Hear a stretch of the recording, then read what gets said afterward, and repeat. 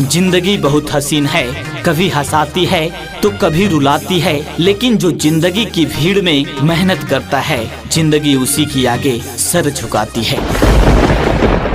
कोई भी लक्ष्य बड़ा नहीं, जीता वही जो डरा नहीं। खुल गया खुल गया खुल गया, जी हाँ, एसएसपी पाठशाला खुल गया आपके शहर आपके गांव में। अब आपको बेतिया मोतिहारी पटना जाने की जरूरत नहीं है। प्यारे छात्र एवं छात्राएं, आपके ही गांव आपके ही शहर में फतेहपुर चौक से 10 कदम आगे सोना माई स्थान रोड में खुल गया है एसएसपी पाठशाला, जहां पर Bihar SSC, railway, bank, SSC GD, army, Bihar police, navy और बीपीएससी टीचर की तैयारी कराई जाती है। खोल दे पंख मेरे, कहता है परिंदा, अभी और उड़ान बाकी है। खोल दे पंख मेरे, कहता है परिंदा, अभी और उड़ान बाकी है। जमीन नहीं है मंजिल मेरी, अभी तो पूरा आसमान बाकी है।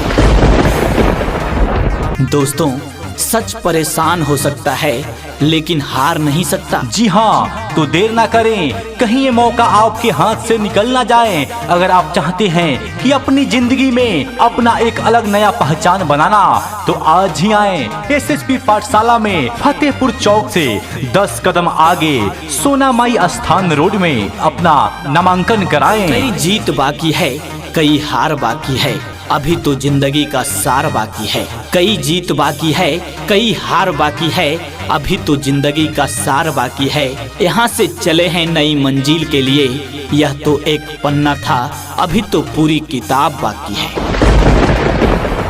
जी हाँ, ये हमारी विशेषताएं हैं। सभी विषयों की तैयारी अनुभवी शिक्षक द्वारा कमजोर एवं गरीब छात्रों को निःशुल्क शिक्षा, सेट प्रेस्टिक एवं ग्रुप डिस्कशन की व्यवस्थाएं। असफलता एक चुनौती है, स्वीकार करो, क्या कमी रह गई देखो और सुधार करो। असफलता एक चुनौती है, स्वीकार करो, क्या कमी रह गई देखो और सुधार करो। जब तक न सफल हो नींद चैन को त्यागो तुम, संघर्ष का मैदान छोड़ मत भागो तुम। कुछ किए बिना ही जय जयकार नहीं होती, कुछ किए बिना ही जय जयकार नहीं होती। कोशिश करने वालों की कभी हार नहीं होती।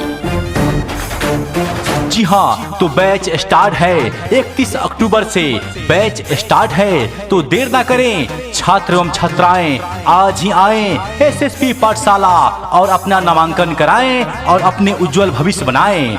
जी हाँ, तो हमारा पता है फतेहपुर चौक से 10 कदम आगे सोना माई स्थान रोड में। जी हाँ, एक बार फिर से हमारा पता है फतेहपुर चौक से 10 कदम आगे सोना माई स्थान रोड में, जिनके डायरेक्टर हैं सुनील सर, जिनका मोबाइल नंबर है 9135470810, यानी 91 354 70 810। जी हाँ, तो आज ही आए एसएसपी पाठशाला में, जिसका बैच स्टार्ट है 31 अक्टूबर से। जी हाँ, बैच लॉन्चिंग है 31 अक्टूबर से। आइए अपने भविष्य को उज्जवल बनाइए। धन्यवाद। ना पूछ कि मेरी मंजिल कहाँ है, अभी तो सफर का इरादा किया है। ना पूछ कि मेरी मंजिल कहाँ है, अभी तो सफर का इरादा किया है। ना हारूंगा हौसला चाहे कुछ भी हो जाए, ना हारूंगा हौसला चाहे कुछ भी हो जाए। ये मैंने किसी और से नहीं, खुद से वादा किया है।